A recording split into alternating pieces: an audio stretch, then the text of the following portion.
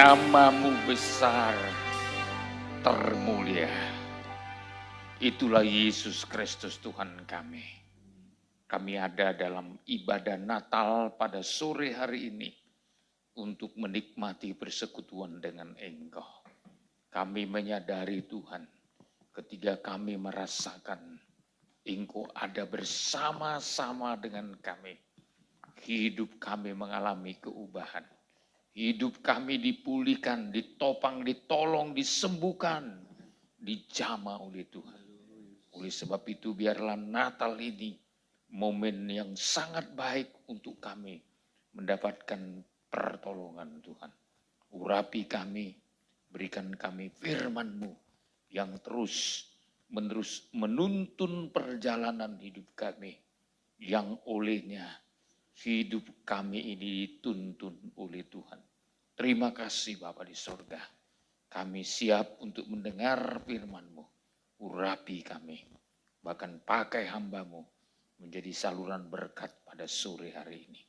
Di dalam nama Yesus juga kami menghalaukan setiap tipu siasat setan. Apapun bentuknya kami hancurkan dalam nama Yesus. Oleh darah Yesus ada kemenangan bagi kami sekalian. Terima kasih Tuhan, dalam nama Tuhan Yesus Kristus kami bersyukur dan berdoa. Bersama kita katakan amin. Silakan duduk, Bapak Ibu saudara-saudaraku yang kekasih. Saya mengucapkan selamat hari Natal bagi kita sekalian ya. Shalom. Shalom. Kita bersyukur pada hari ini sekaligus tepatnya kita berada pada hari Minggu ini juga sekaligus berada dalam ibadah Natal tahun ini. Saya melihat tahun ini tahun luar biasa sebab ketepatan pada hari Minggu juga kita sedang merayakan Natal dan juga yaitu tahun baru tahun 2023 juga dimulai dengan hari Minggu ya. Jadi berarti kalau dimulai dengan hari Minggu dimulai dalam ibadah.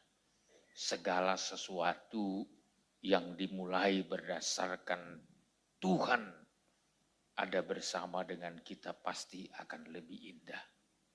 Haleluya. Walaupun dunia mengatakan tahun 2023 masa tersulit karena masa-masa kegelapan akan melanda dunia ini.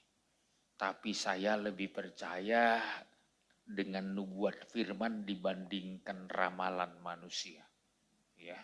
Saya lebih percaya akan kehendak Tuhan daripada apapun yang dikatakan manusia. Ya, maka ya hari ini, sore ini kita mendapat kemurahan yang sangat luar biasa.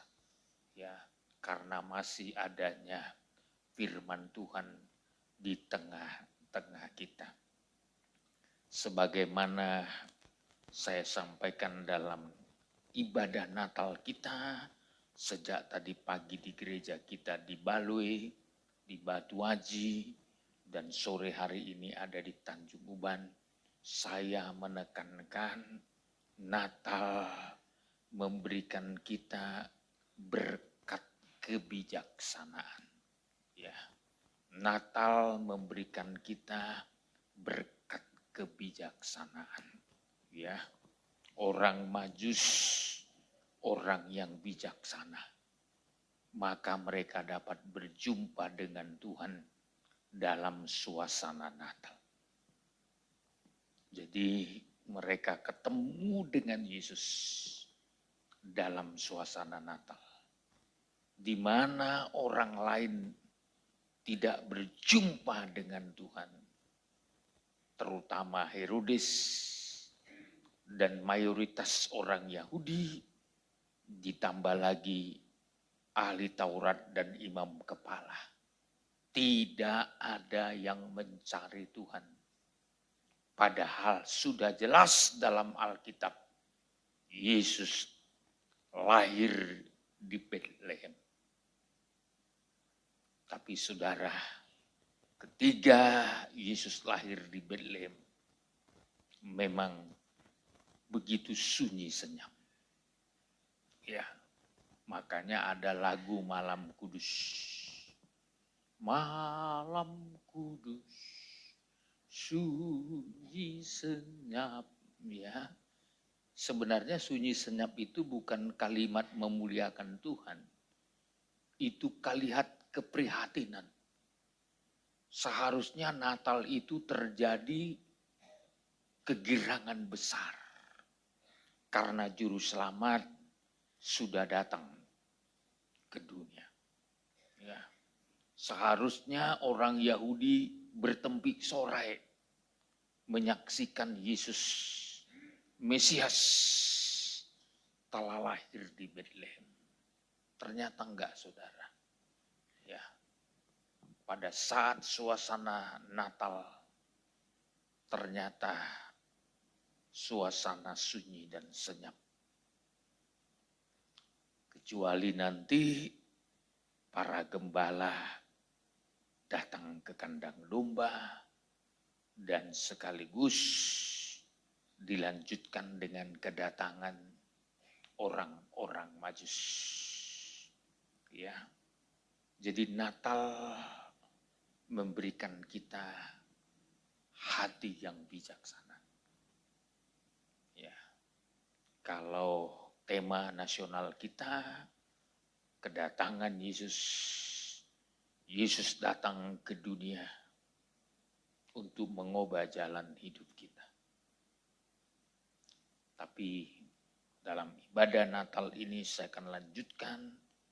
Yesus datang ke dunia untuk memberi kita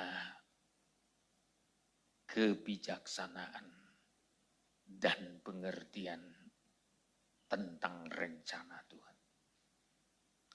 Maksud Tuhan. Ya. Jadi orang Majus ngerti maksud kehadiran Tuhan. Maka mereka datang untuk menyembah Tuhan. Saudara, supaya kita menjadi orang yang bijaksana. Poin yang pertama, jadilah orang yang haus dan lapar akan Tuhan. Supaya kita menjadi orang yang bijaksana, saudara harus punya hati lapar dan haus akan Tuhan. Yang kedua, poin yang kedua, supaya kita diberi hati kehidupan yang bijaksana, miliki kehidupan yang dikasihi oleh Tuhan. Biar saudara menjadi sidang jemaat, kita semua dikategorikan orang yang dikasihi Tuhan. Saya mau tekankan poin yang kedua ini, menjadi orang yang dikasihi Tuhan itu dicontohkan seperti Yakub. Yakub, saudara. Ya. Itu dalam Maliaki pasalnya yang pertama ayat 1 dan seterusnya. Kitab Maliaki berbicara keadaan dunia sedang sunyi senyap. Di tengah-tengah keadaan dunia yang sunyi senyap, Tuhan akan datang secara mendadak. Ya. Setelah kitab Maliaki, maka dunia betul-betul sunyi dan senyap. 400 tahun Tuhan tidak berbicara lagi setelah Maliaki. Ya. Bayangkan bagaimana nasibnya orang percaya umat Tuhan pada zaman itu. 400 tahun tidak lagi dengar firman. Betapa mengerikan kondisi kerohanian orang pada zaman itu. Bayangkan kalau 400 tahun, kita aja 1 minggu aja tidak dengar firman, mengalami kekosongan. Setahun tidak dengar firman, bukan lagi kekosongan. Mungkin sudah mati rohani kita. Apalagi kalau sampai 100 tahun. Itu sudah betul-betul hal yang sangat memprihatinkan. 100 tahun coba. Umur kita aja rata-rata 70 tahun. Ya. Kalau sampai 70 tahun. Ya. Jadi kalau 100 tahun saja enggak disampaikan firman, Anda bayangkan dari mulai lahir sampai mati. Enggak pernah terima firman. Ini lebih dari 400 tahun loh. Maka kondisi umat Tuhan dalam zaman 400 tahun itu sangat-sangat menyedihkan. Secara rohani mengalami berantakan. Secara rohani mereka mengalami kebobrokan yang sangat dalam. Baik dalam nikah mereka, zaman Maleaki saja. Masih ada firman, sudah terjadi banyak kehancuran terjadi. Apalagi di atas zaman Maleaki.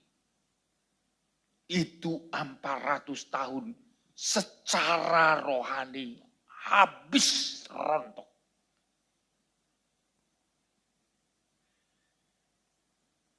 Sebab selama 400 tahun itu ternyata hal-hal yang jasmani yang dibangun.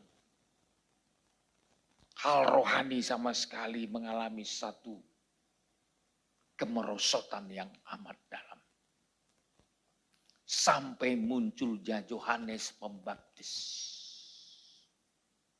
Makanya berita utama yang disampaikan Yohanes Pembaptis adalah berita pertobatan. Ya, sebab apa? Sudah cukup lama umat Tuhan berada dalam kemerosotan rohani. Lalu dilanjutkan dengan pelayanan Yesus. Juga menekankan pertobatan.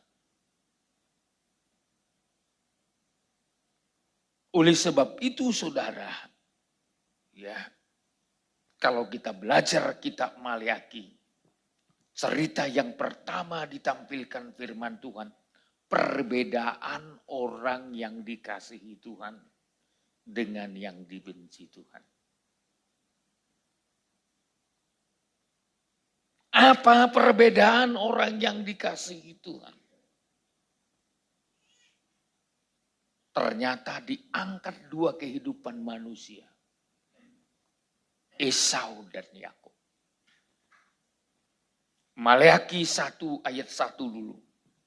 Saya mau mengajak saudara dulu melihat. Ya. Maleaki 1 ayat 1 dimulai. Ayat 1. Ya.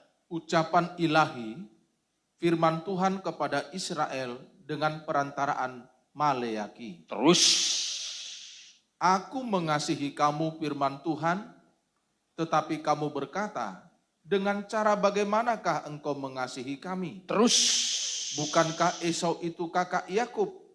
Demikianlah firman Tuhan, namun aku mengasihi Yakub. Namun aku mengasihi Yakub. Terus.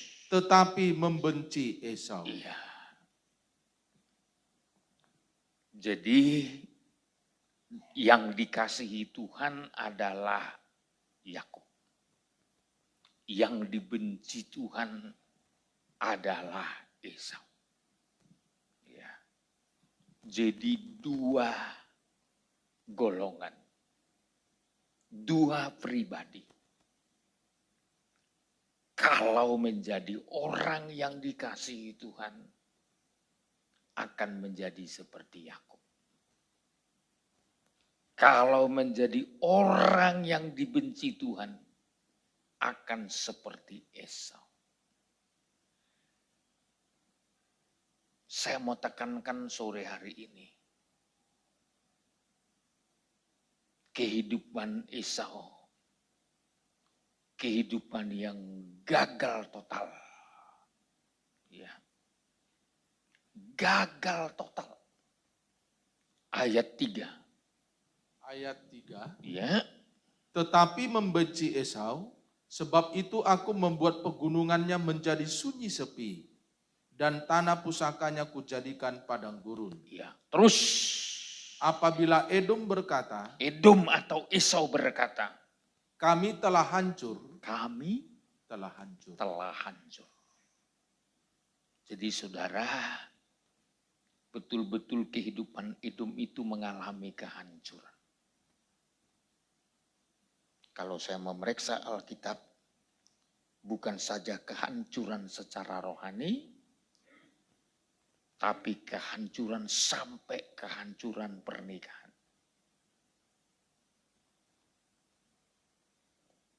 Anda tahu, ibunya sangat tersakiti dengan kehidupan Esau. Ayahnya juga Ishak sangat tersakiti oleh pernikahan Esau. Ya. Karena apa, saudara? Dia mengambil perempuan yang sangat menyakitkan hati Tuhan dan hati orang tua. Dia pikir untuk mengatasi hal ini, ambil satu lagi. Ya, seringkali orang kan sampai 2 kali nikah. Sebenarnya karena ingin saudara mengatasi persoalan nikah yang pertama. Karena merasa gagal. Ternyata kalau kita lihat kehidupan Esau. Dari 2 pernikahannya. Tidak pernah membuahkan kebahagiaan. Kenapa? Karena bertentangan dengan rencana dan kehendak Tuhan. Maka Esau juga sadar dia telah hancur. Tapi apa penyebab kehancuran hidupnya? Ternyata adalah kehilangan kasih Tuhan. Maka saya mau mengajak Natal ini terhadap jemaat. Jangan kehilangan kasih Tuhan. Terutama supaya kita menjadi orang bijak.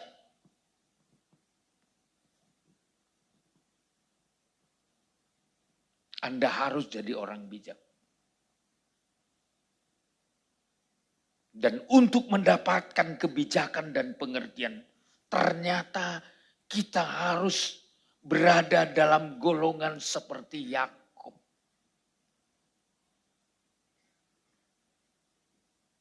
Esau gagal total. Dengan segala usahanya tetap gagal. Coba terus Pak dibacakan. Masih di kitab Maliaki saya. Biar saudara betul-betul mengharapkan Natal ini sebagai Natal yang membawa kebijakan agar saya dan saudara tertolong dalam semua hal. Amin. Amin. Terus dibacakan. Tetapi kami akan membangun kembali reruntuhan itu. Iya. Maka beginilah firman Tuhan semesta alam. Terus.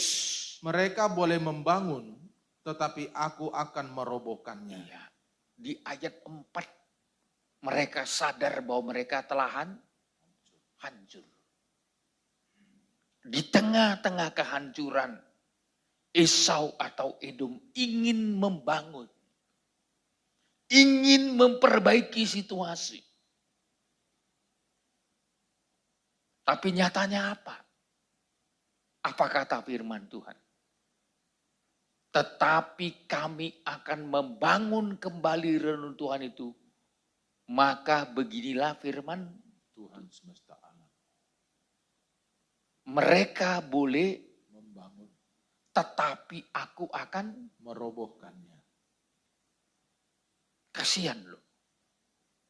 Ada usaha untuk membangun tapi Tuhan hancurin. Ada usaha untuk memperbaiki tapi Tuhan hancurkan sehancur-hancurnya. Terus. Dan orang akan menyebutkannya daerah kefasikan. Daerah kefasikan. Daerah yang tidak mengalami pertobatan. Daerah yang tidak mengalami keubahan hidup. Terus. Dan bangsa yang kepadanya Tuhan murka sampai selama-lamanya. Kenapa? Sampai Tuhan marah sampai selama-lamanya kepada Esau. Saya mau tekankan dulu. Karena Esau kehilangan kasih Tuhan.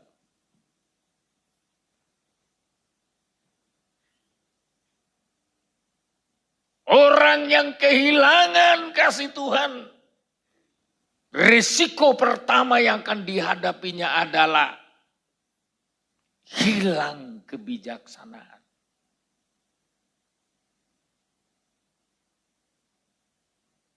Tidak ada yang bijak lagi di sana. Semua terjebak kepada kebodohan. Maka Obadya pasalnya yang pertama ayat 1. Ini hukuman untuk Esau atau Edom. Terus Ayat 1. ya, Penglihatan Obadya. penglihatan Obadya. Terus Beginilah firman Tuhan Allah tentang Edom. tentang Edom. Ternyata bukan hanya Maleaki yang menceritakan kehidupannya Esau atau Edom.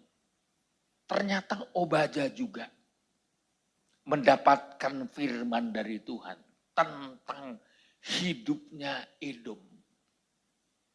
Hidup orang yang lepas dari kasihnya Tuhan. Maka ibadah Natal ini saya mau mengajak saudara, mari kembali kepada kasihnya Tuhan. Haleluya. Momen untuk kembali menemukan kasihnya Tuhan. Momen untuk kembali menemukan kebaikan Tuhan. Momen kembali untuk mengintrospeksi diri bahwa Tuhan itu sungguh-sungguh mengasihi saudara.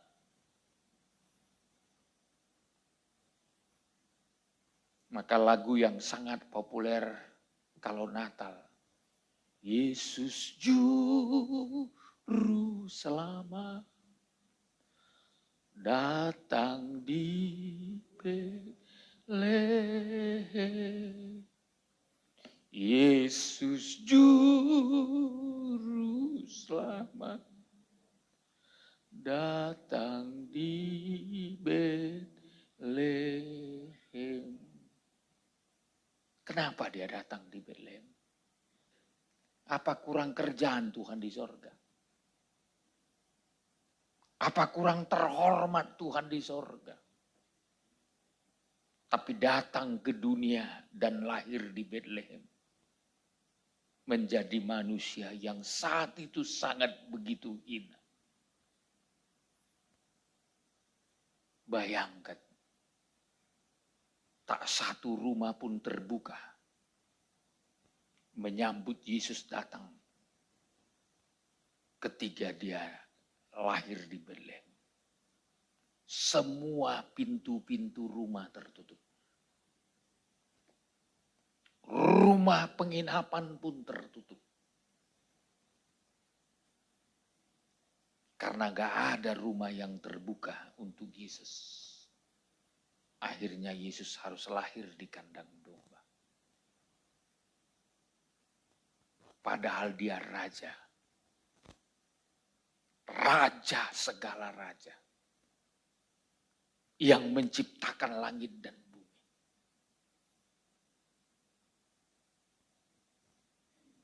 Semua bisa dia lakukan. Tapi dia rela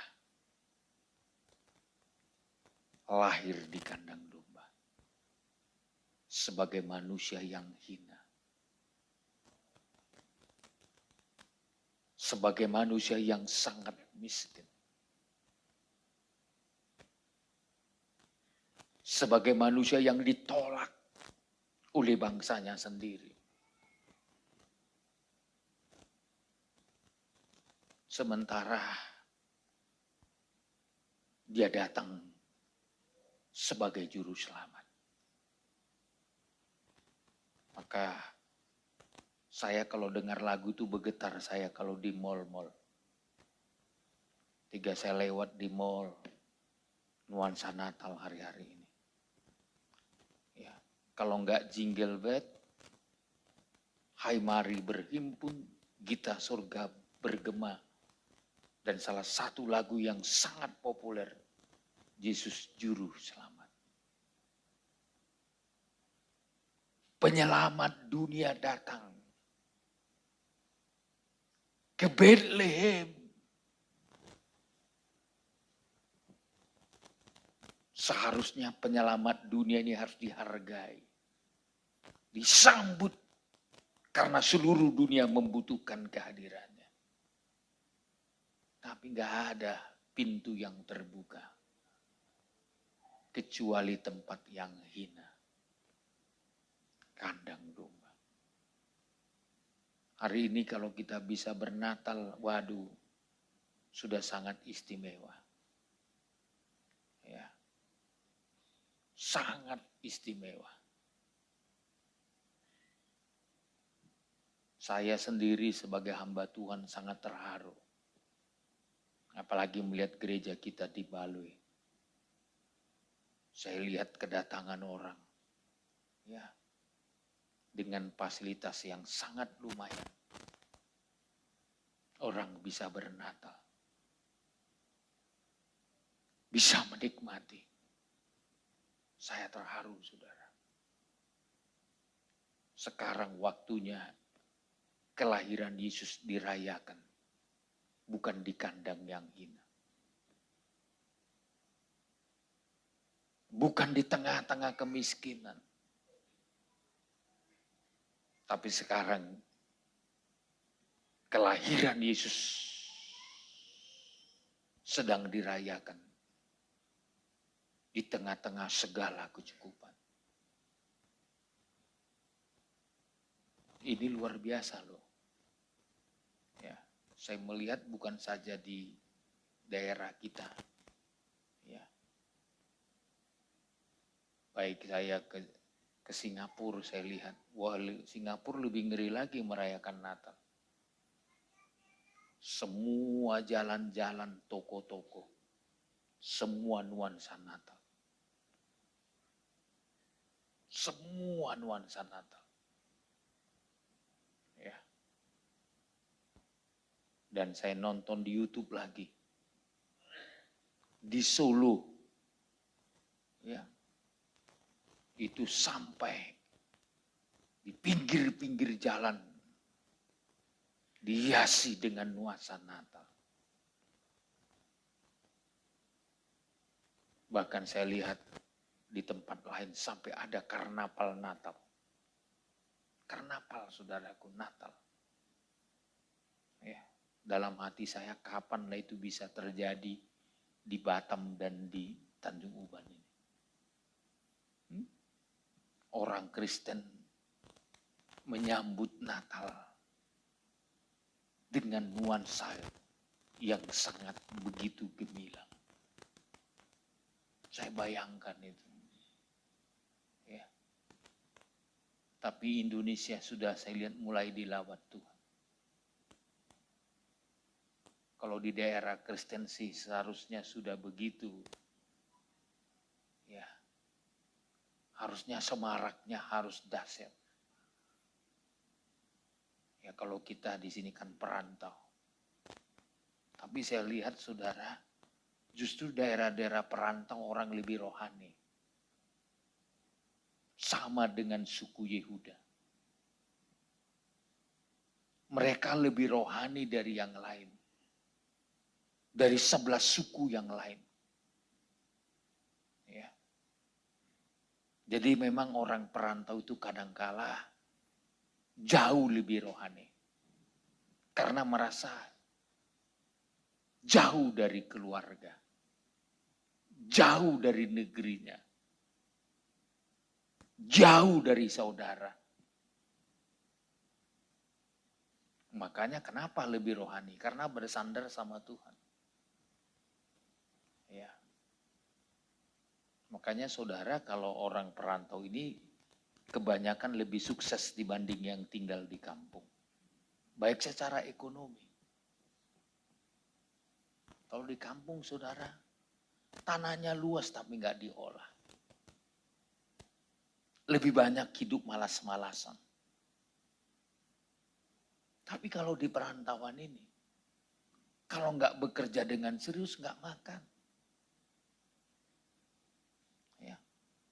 Makanya orang-orang perantau lebih serius dan kadang lebih rohani dari orang-orang yang tinggal di negerinya sendiri. Dan saya lihat saudara, ya sampai hari ini modelnya masih begitu. Makanya banyak orang perantau setelah di perantauan kena gembleng, pulang ke kampung mempraktekkan hidup seperti di perantauan. Akhirnya lebih sukses. Misalkan dari Jakarta pulang ke kampung. Di Jakarta kerjanya supir angkot. Cari makan pagi untuk makan sore. Cari makan sore untuk makan pagi. Begitu bergelut dengan situasi pasar yang berat.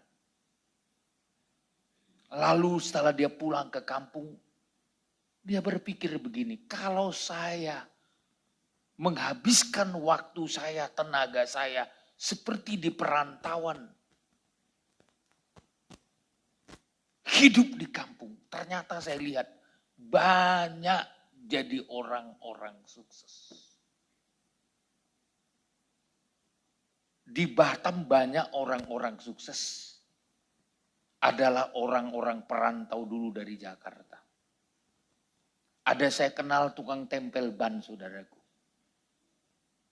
Dia berkata dia menjadi pebisnis pengusaha tempel ban di Jakarta hanya untuk dapat pas-pas makan.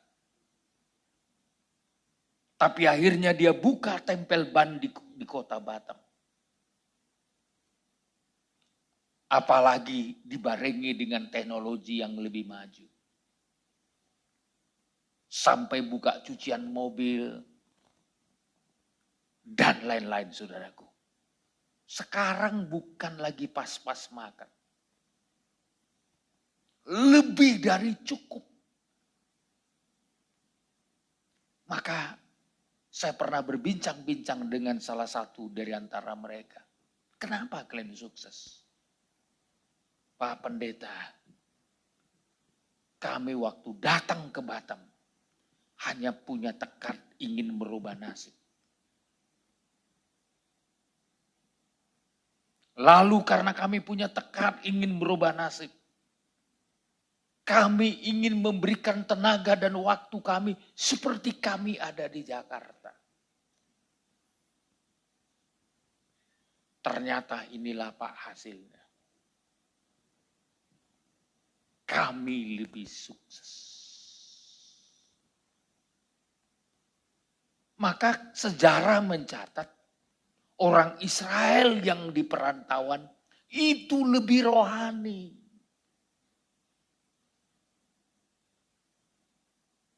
Bahkan ketika hari Pentakosta terjadi,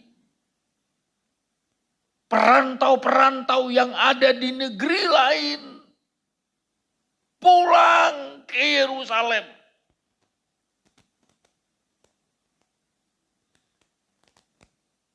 Dan tepat pada hari itu, hari Pentakosta, perantau-perantau itu menyaksikan bagaimana Roh Kudus melawat para rasul dan murid-murid yang lain.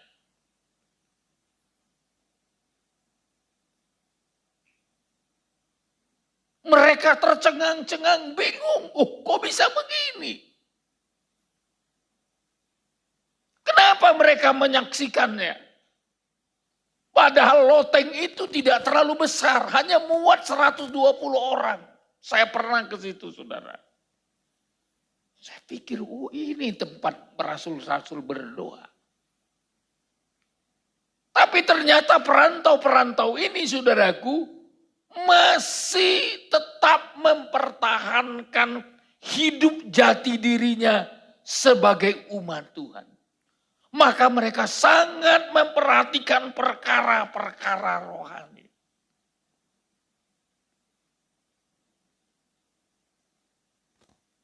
Dan ketika mereka melihat murid-murid sedang dibaptis oleh Roh Kudus,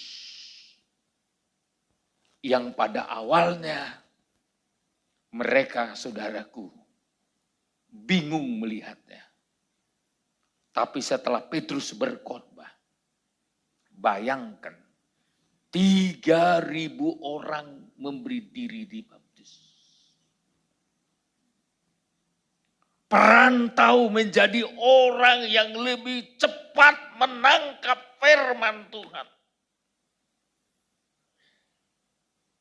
Makanya kalau saya selalu mengingatkan jemaat, kalau pulang kampung sebagai orang perantau, pulang harus jadi contoh, jadi berkat.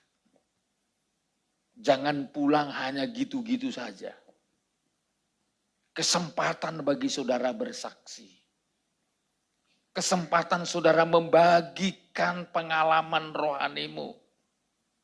Kesempatan saudara berikan contoh hidup yang terbaik. Dalam ibadah saudara, dalam nikah saudara. Seharusnya berikan contoh yang terbaik. Sebagai orang-orang yang disebut perantau. Nggak tahu saya jemaat kita di sini berapa banyak yang pulang kampung. Tapi kalau di Batam, setiap kali jemaat permisi kepada saya doakan, lalu saya ingatkan. Jadilah berkat di kampung halaman. Jadilah alat di tangan Tuhan untuk menyelamatkan keluargamu. Menyelamatkan saudaramu, menyelamatkan orang tuamu. Jadilah berkat. Supaya mereka menjadi orang yang diselamatkan.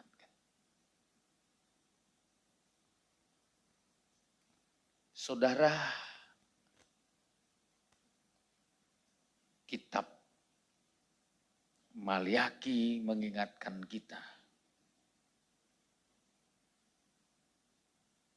Orang yang dikasihi Tuhan itu digambarkan kehidupannya Yakub. Orang yang kehilangan kasih Tuhan digambarkan dengan Esau. Kenapa, saudara, orang yang kehilangan kasih Tuhan itu seperti Esau? Apa yang pertama terhilang dari kehidupannya Esau? Kalau dalam kitab Obadya yang pertama hilang adalah hatinya. Itu Obadya pasal 1 ayat 1 dulu. Obadya 1 ayat 1. Ya, Penglihatan Obadya. terus Beginilah firman Tuhan Allah tentang Edom. Suatu kabar telah kami dengar dari Tuhan. ya, Seorang utusan telah disuruh ke tengah bangsa-bangsa. ya, terus Bangunlah, marilah kita bangkit memeranginya. terus. Sesungguhnya aku membuat engkau kecil di antara bangsa-bangsa. Waduh. Jadi orang kehilangan kasih Tuhan jadi kecil. Jadi paling rendah di mata Tuhan. Orang yang mendapat kasih Tuhan itulah orang yang paling berharga di mata Tuhan. Haleluya. Biar Natal ini Tuhan memposisikan saudara menjadi orang yang paling berharga. Tapi Esau Edom, sesungguhnya aku membuat engkau apa? Kecil di antara bangsa-bangsa. Engkau akan dihinakan sangat. Jadi yang terangkat, yang layak menerima kebesaran, yang layak menerima kemuliaan, ternyata harus menjadi orang yang dikasihi Tuhan. Terus, ya. Keangkuhan hatimu telah memperdayakan engkau. Terus. Ya, engkau yang tinggal di liang-liang batu. Terus. Di tempat kediamanmu yang tinggi, engkau yang berkata dalam hatimu, siapakah yang sanggup menurunkan aku ke bumi? Iya, direndahkan Tuhan. Orang yang kehilangan kasih Tuhan, ini akan direndahkan serendah-rendahnya.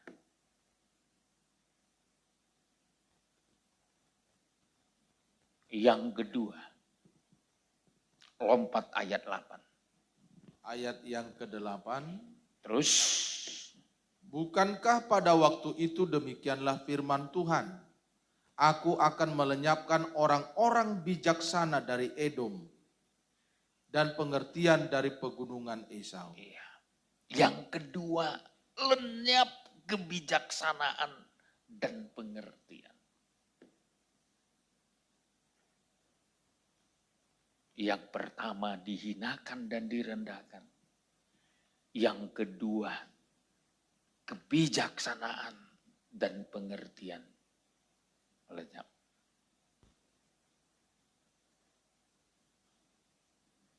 Jadi artinya orang yang kehilangan kasih Tuhan, tak ada lagi yang bijak. Tak ada lagi yang memahami rencana Tuhan.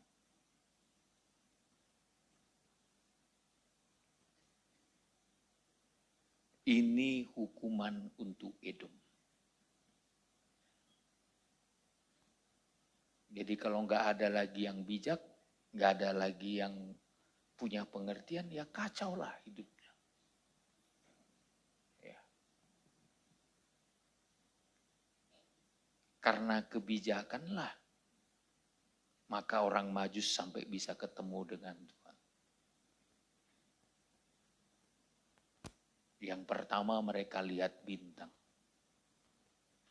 Bintang itu lambang dari kebijakan. Makanya di dalam Daniel 12 ayat 3, bintang-bintang itu gambaran daripada orang bijak. Ya, ayat 3. Ayat 3, dan orang-orang bijaksana akan bercahaya seperti cahaya cakrawala. Terus, dan yang telah menuntun banyak orang kepada kebenaran seperti bintang-bintang tetap untuk selama-lamanya. jadi Orang Majus itu ketemu dengan Tuhan pertama kali karena dorongan kebijakan, bintang-bintang. Pertama memang dorongan kebijakan karena ilmu pengetahuan. Tapi nanti saudaraku didorong oleh firman Tuhan. Setelah mereka ketemu dengan Herodes, Herodes meminta jawaban melalui para ahli Taurat dan imam kepala, maka didapatilah tempat kelahiran Yesus menurut Alkitab di Betlehem. Di negerinya orang suku Yehuda. Di negerinya Daud. Pertama karena kebijakan. Tapi kelanjutan kebijakan itu karena firman Tuhan. Saudara, ya, ternyata dari Edom, dari Esau, yang pertama direndahkan, yang kedua kehilangan orang-orang bijak. Kehilangan orang-orang yang memiliki pengertian. Saya mau katakan ini paling bahaya. Paling bahaya. Kalau di negeri kita ini gak ada lagi orang bijak. Wah, ngeri loh. Zamannya kitab Mika pasal 7, ya. Ketika orang-orang saleh atau orang bijak sudah terangkat. Coba lihat bagaimana keadaan manusia. Ayat 2. Ayat yang kedua. Ya. Orang saleh sudah hilang dari negeri. Orang saleh sudah hilang dari negeri. Terus. Dan tiada lagi orang jujur di antara manusia. Ya. Jadi kalau orang saleh, orang bijak sudah hilang, terangkat artinya. Rapture. Karena masih ada di dunia sekarang, ada orang bijak, ada orang pengertian. Dunia ini masih aman. Dunia ini masih tertolong. Tapi kalau sudah terangkat nanti, lihat bagaimana manusia. Terus? Mereka semuanya mengincar darah. Apa? Mengincar darah. Terus? Yang seorang mencoba menangkap yang lain dengan jaring. Iya.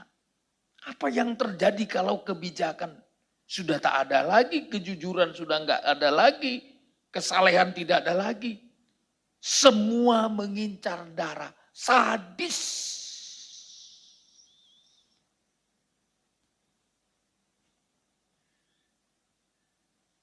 Tidak heran manusia menjadi pembunuh.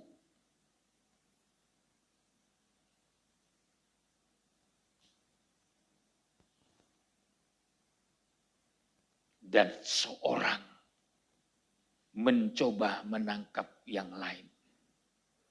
Saling menjerat. Terus ayat 3. Tangan mereka sudah cekatan berbuat jahat. Terus. Pemuka menuntut, hakim dapat disuap. Pemuka menuntut. Hakim dapat disuap. Ini kita berdoa untuk Indonesia. Kita berdoa untuk bangsa kita. Tapi selama orang jujur, orang saleh, masih diizinkan Tuhan, orang bijak ada di Indonesia, saya mau katakan masih ada jalan keluar. Amin. Tapi kalau nanti udah terangkat semua, kondisi manusia seperti ini.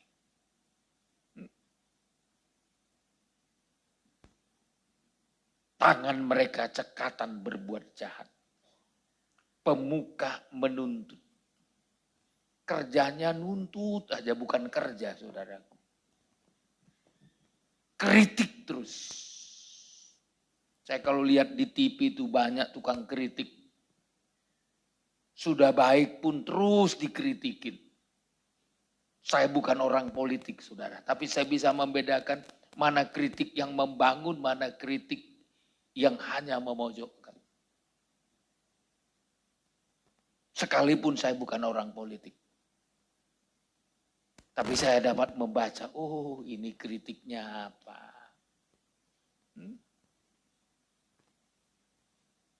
Kita boleh kritik. Di negeri kita ini, saudaraku, punya hak kebebasan memberi pendapat. Tapi ada satu hal yang jangan kita lakukan. Jangan berusaha memojokkan. Jangan hanya mengkritik karena sentimen. Karena enggak suka. Karena ada perbedaan.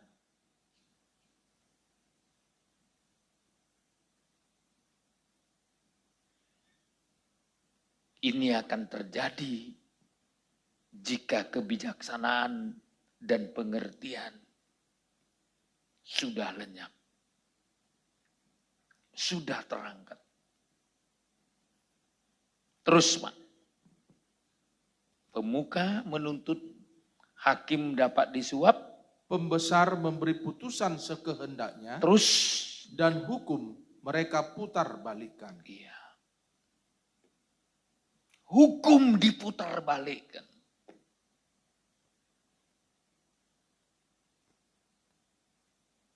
Saya selalu menasehati teman-teman kita yang kerjanya di wilayah hukum. Dulu saya buat lembaga bantuan hukum Alpha Omega. Itu saya yang dirikan dulu. Karena untuk menolong jemaat dalam persoalan hukum. Karena dulu kan banyak jemaat kita sama dengan Pak Yakub Nahwai mendirikan bersama dengan Hotma Sitompul Lembaga Bantuan Hukum Mawar Saron. Dulu saya bikin Lembaga Bantuan Hukum Alpha Omega. Karena banyak jemaat kita yang perlu pertolongan.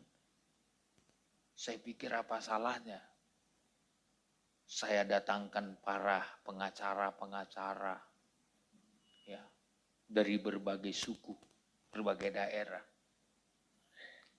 Tapi saya selalu ingatkan mereka, jangan jadi makelar. Jangan memperjualbelikan. Jadilah alat di tangan Tuhan untuk menolong yang lemah.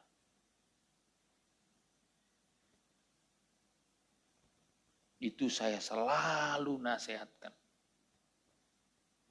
Agar hukum tidak diputar balikkan.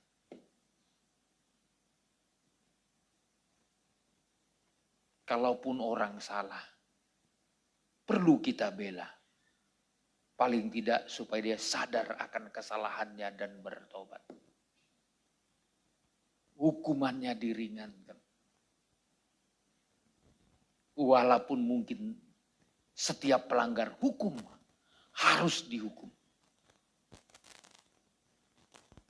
Tapi dunia kita ini kan selalu ya nggak berbelat-belit aja di pengadilan sudah menjadi ringan hukumannya. Ya. Itu ya karena saya pernah dihukum, saudara. Saya pernah narapidana, saudara.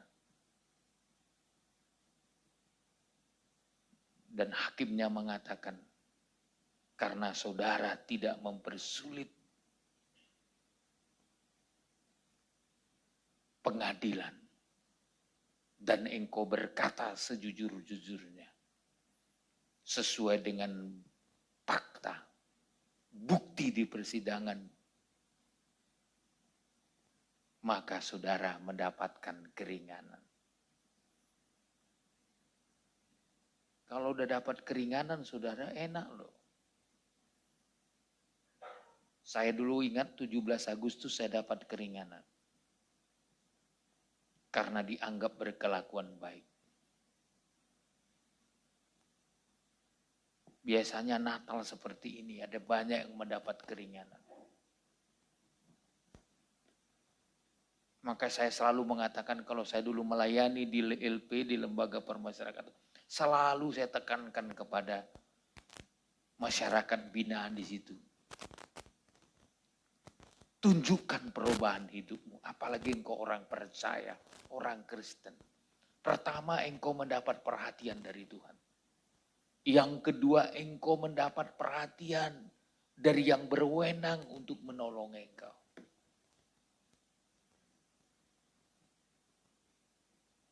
Saya sering diteleponi dari LP dari Surabaya.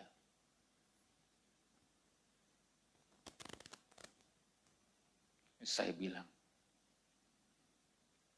walaupun kau menurut engkau tidak bersalah, tapi kalau hukum sudah menentukan engkau bersalah, terima dengan baik dan jalani dengan baik. Dengan satu tekad berubah. Biar kamu mendapatkan keringanan. Biar hidupmu mengalami perubahan dari Tuhan. Dosamu diampuni.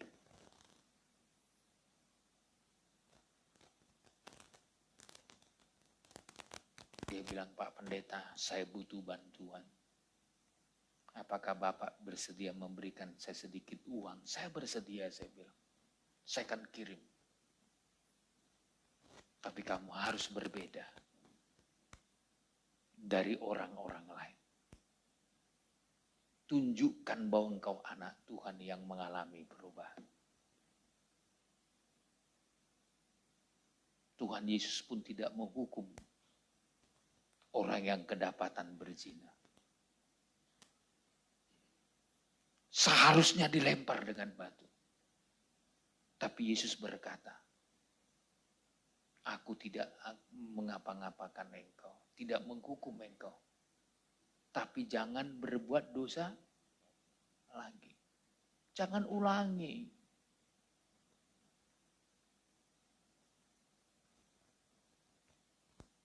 Dia kedapatan loh.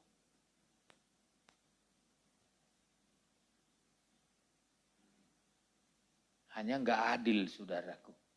Kalau saya baca di situ kurang kelub saya rasa. Ceweknya ditangkap, cowoknya enggak. Kan begitu kan? Seharusnya kan dua-duanya dibawa. Ini laki-lakinya, ini perempuannya. Baru adil, ini enggak.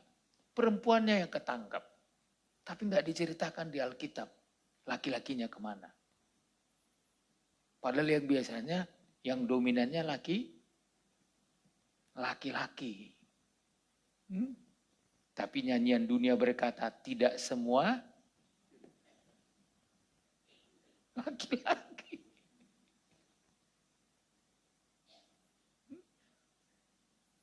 Yesus memberikan pengampunan. Aku pun tidak akan menghukum engkau. Tapi jangan berbuat dosa lagi.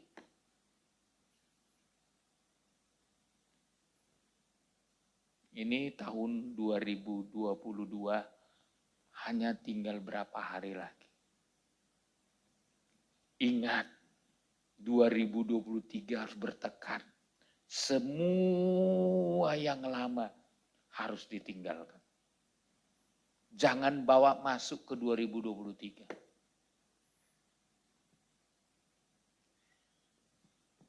Semua yang kita anggap, yang kita dikoreksi firman Tuhan, berikan kesempatan untuk lepas. Dan katakan, Tuhan, tolong saya. Supaya di tahun baru ke depan ini, saya sudah tidak terlibat lagi dalam apapun yang namanya dosa, pelanggaran, dan kelemahan. Kuatkan saya, Tuhan. Saya yakin Tuhan dengar doa saudara. Haleluya. Haleluya. Ada tekad dari kita. Jadi saudara, ya, kalau kita baca Mika pasal 7 ini menunjukkan satu gambaran. Ya, ternyata kalau orang bijak, orang saleh, orang jujur sudah terangkat, dunia ini betul-betul mengalami hal yang sangat mengerikan. Dan kehidupan yang bagaimana yang sampai ke sana? Ternyata kehidupan Esau. Edom, kehidupan yang lepas dari kasih Tuhan. Kehidupan yang kehilangan kebijakan dan pengertian. Ini yang kedua. Yang ketiga sekarang. Ya. Yang ketiga, Obadya 1 ayat 9. Obadya 1 ayat 9. Ayat 9. Ya. Juga para pahlawanmu. Juga para pahlawanmu. Para pahlawanmu. Terus. Hai Teman. Ya. Akan tertegun. Akan tertegun. Terus. Supaya semua orang di pegunungan Esau lenyap terbunuh. Iya. Jadi yang ketiga yang akan terhilang dari kehidupan. Kalau orang lepas dari kasih Tuhan. Kehilangan pahlawan. Kehilangan penjaga. Kehilangan perlindungan. Kenapa saudara dilindungi Tuhan sampai hari ini? Karena masih ada pahlawan yang melindungi engkau.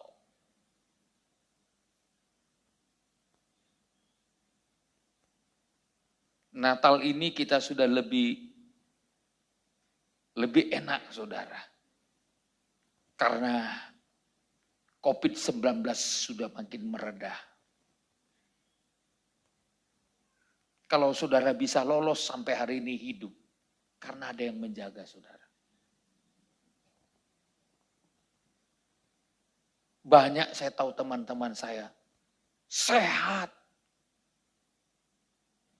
Tapi mereka lebih dulu pergi karena COVID-19. Masih muda, punya harta, punya uang, selalu merawat kesehatannya, tapi tidak berhasil lolos dari COVID-19.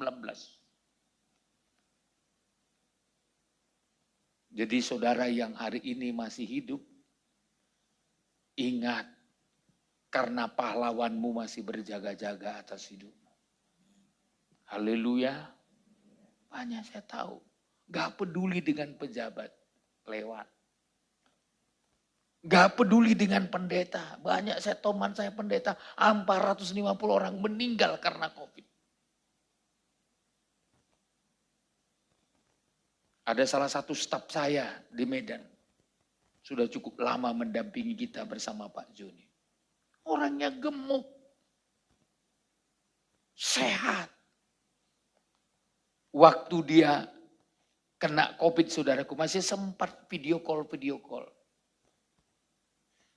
Masih dia tunjukkan inilah vitamin C, vitamin ini. Sebentar lagi aku mau minum vitamin katanya. Diminumi segala macam vitamin. Tapi malam itu juga selesai hidupnya.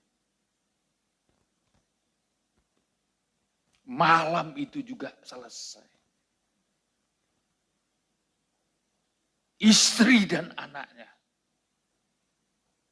tidak mendapat kesempatan memberangkatkannya dengan baik. Karena harus dikuburkan secara protokol kesehatan. Pendetanya pun hanya membuat upacara, hanya disalibnya di depan mobil ambulan. Itulah acaranya. Biasanya kalau orang meninggal apalagi yang namanya, dia salah satu pejabat juga saudara. Ya. Tapi tidak ada upacara. Tidak ada keberangkatan yang layak seperti yang biasa lazim dilakukan.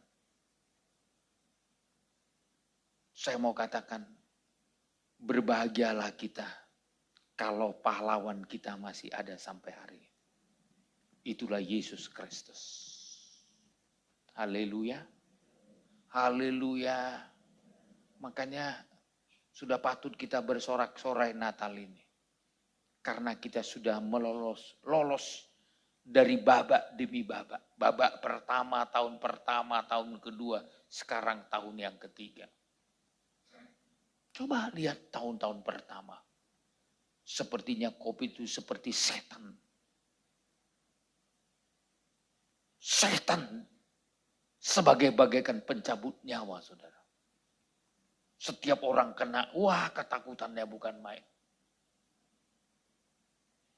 Demikian tahun kedua juga. Sekarang kita sudah berada pada tahun ketiga.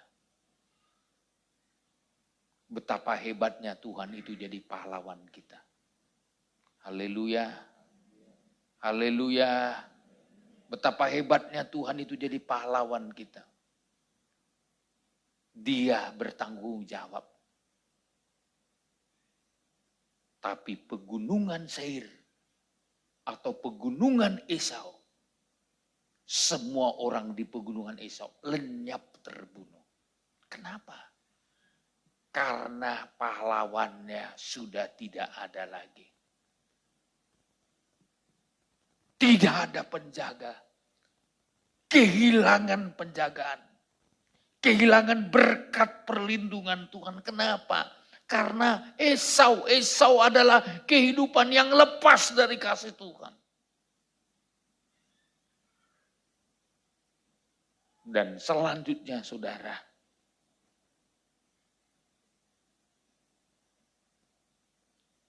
Esau adalah kehilangan keramaian. Ya. Sunyi. Karena adanya kasih Tuhan di hati kita, enggak kesepian kita. Coba enggak ada kasih Tuhan. Sepi loh. Jangan kira punya suami enggak bisa kesepian. Atau punya istri enggak bisa kesepian. Bisa. Tapi kalau ada Tuhan di hati kita, Tuhan singkirkan rasa kesepian itu. Ada kegirangan. Haleluya. Ya, kenapa orang kadang-kala harus berselingkuh? Kebanyakan alasannya kesepian aku. Selidik punya seligi, kenapa kamu begini? Sepi, Pak. Kita bilang suami kamu kan ada kok bisa selingkuh. Sepi, Pak. Suamiku kurang perhatian. Saudara bisa punya suami kurang perhatian. Tapi kalau Yesus di hatimu, ada kegirangan dalam hidup. Haleluya. Mungkin engkau jauh dari istrimu. Tapi kalau Yesus ada di hatimu, engkau tidak akan pernah kesepian. Haleluya. Mungkin kau yatim piatu. Tidak mempunyai bapak, ibu sudah meninggal. Tapi kalau ada Yesus di hatimu, engkau tidak akan seperti yatim piatu.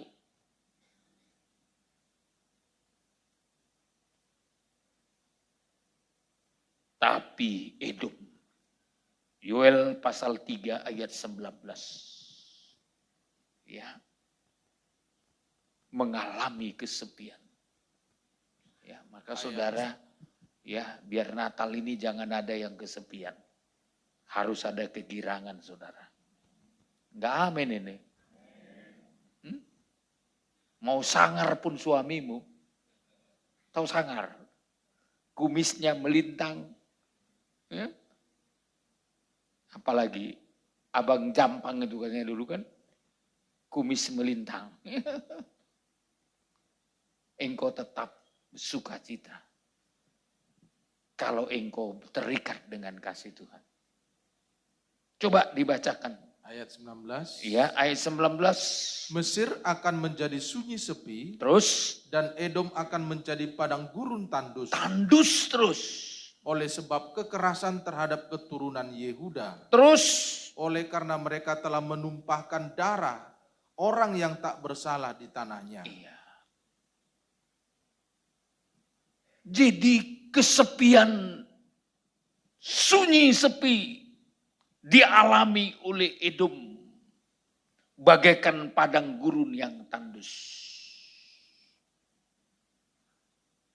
Kenapa? Ada dosa Edom yang sangat menyakitkan hati Tuhan. Dia memiliki kekerasan terhadap Yehuda. Menumpahkan darah yang tidak bersalah. Karena Edom ini, orang kehilangan kasih Tuhan ini, sadis orangnya. Tidak mau mengampuni. Tidak suka damai, saudara. Itu ditulis dalam Amos pasal 1 ayat 11. Ya. Mari saya mau ajak saudara dulu lihat ini. Kalau orang kehilangan kasih Tuhan, karakternya begini. Nanti jadi sunyi sepi akibat dari karakternya yang tidak mau berubah. Coba silakan. Ayat 11. Ya. Beginilah firman Tuhan, karena 3 perbuatan jahat Edom. 3 perbuatan jahat Edom. Terus Bahkan 4. berapa? 4. 3 tambah 1, 4. Terus. Aku tidak akan menarik kembali keputusanku. Ya. Oleh karena ia mengejar saudaranya dengan pedang. Terus. Dan mengekang belas kasihannya. Terus. Memendamkan amarahnya untuk selamanya. Dan menyimpan gemasnya untuk seterusnya. Ada 4 dosa. Mengejar saudaranya dengan pedang.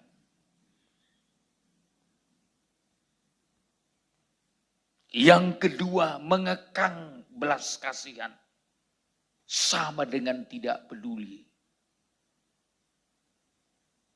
Tidak peduli dengan Tuhan, tidak peduli dengan sesama, tidak peduli dengan suami, tidak peduli dengan istri, tidak peduli dengan anak-anak. Itu dosanya Edom. Harusnya peduli loh.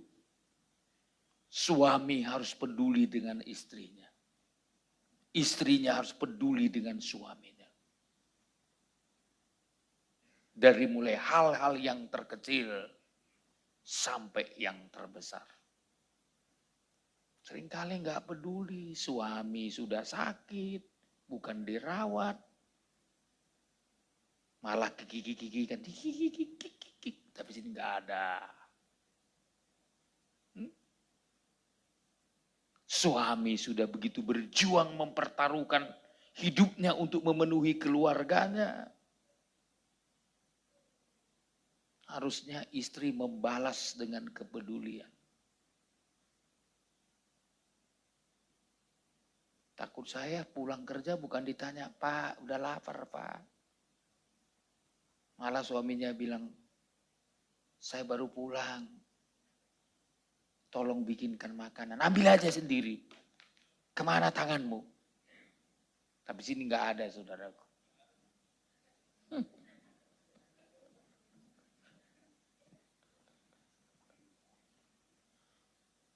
Tidak peduli. Anak-anak tidak dipedulikan dalam perawatannya. Ini dosanya Esau ini. Harusnya peduli. Ya kalau suami pedulilah. Dapur istrinya gimana di rumah. Kalau kira-kira kurang uang belanja, kerja lembur gak apa-apa. Demi mensejahterakan keluarga.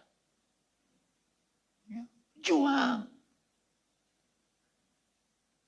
Bahkan mungkin dengan tetesan air mata dan keringat. Sekali-sekali juga kumpul duit biar bisa liburan suami istri sama anak. Jangan bilang sayang kali uangnya, sayang kali uangnya. Nanti kau dipanggil Tuhan, panggil Tuhan selesai semua. Gak sempat liburan saudaraku. Lalu waktu nangis, terlalu cepat kau papi pergi. Belum sempat apa-apa. Bukan bilang, kau yang bodoh. Lagi dia hidup, kenapa kau tidak manfaatkan?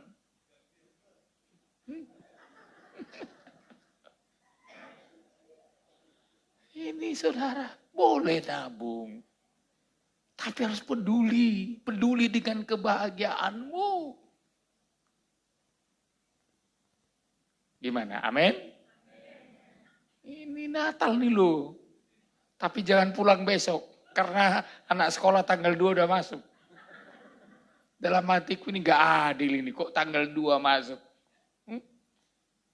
Aturannya dinaikkan lah tanggal 5 ke tanggal 6. Biar bisa libur entah di mana-mana. Ini enggak. Ya. Saya saja berpikir begitu.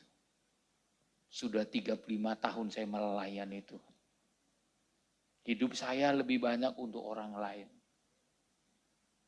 Tahun baru, Natal seperti ini. Hampir tidak pernah saya tinggalkan Batam. Kecuali beberapa tahun yang lalu karena ipar saya meninggal di kampung. Tepatnya tanggal 1 Januari. Selebihnya nggak pernah saya tinggalkan. Kadang-kadang sedih hati saya jemaat bilang, Pak kami pulang kampung.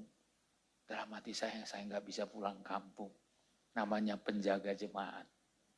Walau tinggal 1 tetap harus dijaga saudara. Sedih hati saya sebenarnya, saya kepingin. Tapi kepingin pun gak ada gunanya. Karena orang tua sudah lama pergi, mertua sudah lama. Jadi saya pikir puji Tuhan juga. Gak ada beban untuk pulang. Tapi saya mau ingatkan saudara, Esau itu tidak peduli. Maka Natal ini ikatkan dirimu dengan kasih Tuhan. Belajar peduli. Haleluya. Yang selanjutnya memendam amarahnya untuk selamanya. Dendam. Seharusnya Natal ini kan kesempatan, mohon maaf lahir. Ini malah Natal lah. Yang dendam tetap dendam. Awas kau nanti.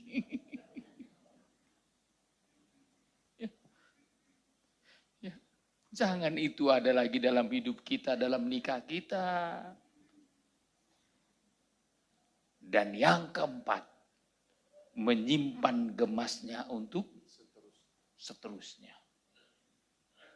Dia simpan gemasnya. Ini kehidupan yang tidak suka berdamai, saudara. Ini dosanya Edom. Sehingga apa yang terjadi? Tuhan izinkan kehilangan keramaian.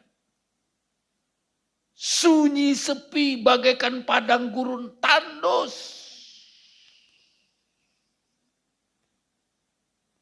Jadi saudara kalau nyimpan amarah, dendam, benci, tidak peduli. Semua 4 dosa ini membuat engkau kehilangan kasih-Nya Tuhan. Ini Natal saudara. Kiranya hati kita terbuka untuk dipulihkan oleh Tuhan. Yang menyimpan amarah, selesaikan hari ini amarahmu. Haleluya. Sejelek apapun kehidupan nikahmu, suamimu, istrimu, anak-anakmu, orang tuamu, mertuamu, katakan sama Tuhan, Tuhan engkau sudah mengampuni saya juga bersedia mengampuni.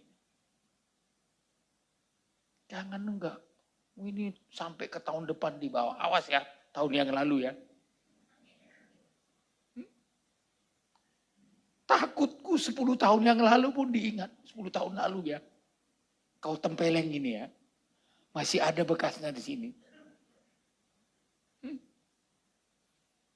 Seharusnya kita selesaikan. Jangan simpan gemas, jangan simpan amarah, jangan simpan hal-hal yang melukai hatimu. Buang semua. Terhadap siapapun. Terhadap saudara kah? Terhadap teman kah? Terhadap keluarga kah? Terhadap nikah kita kah? Katakan sama Tuhan, bereskan aku Tuhan, supaya aku tidak mengalami kesepian. Sunyi, sepi. Kalau ada pengampunan, ada kegirangan. Percayalah saudara. Kalau saudara merasa diampuni, saya yakin pasti lega semua. Lega semua. Diampuni Tuhan dosa kita, diampuni orang lain dosa kita. Terjadi kelegaan. Ya. Oleh sebab itu saudara, biar sore hari ini pada ibadah Natal ini, kita diberi Tuhan kebijaksanaan. Karena kita terikat dengan Tuhan. Amin. Karena kita dikasihi Tuhan. Sambutlah Natal ini. Dia mengasihi saudara. Dan katakan sama Tuhan sore hari ini, aku juga Tuhan mengasihi engkau. Karena engkau lebih dulu mengasihiku. Haleluya. Tak tanggung-tanggung dia mengasihi saudara. Dia yang kaya rela jadi miskin. Dia Allah rela mengosongkan dirinya menjadi manusia dan hamba. Karena dia mengasihi kita. Dia memberikan yang terbaik dari hidupnya untuk keselamatan hidup kita semua.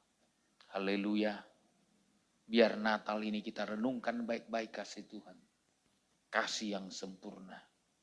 Yang belum pernah ada kecuali di dalam Yesus Kristus. Kita tutup Alkitab kita. Kita datang pada Tuhan. Kita bersyukur kepada Tuhan. Tuhan itu sangat begitu baik. Sangat merindukan hidup saya dan hidup saudara.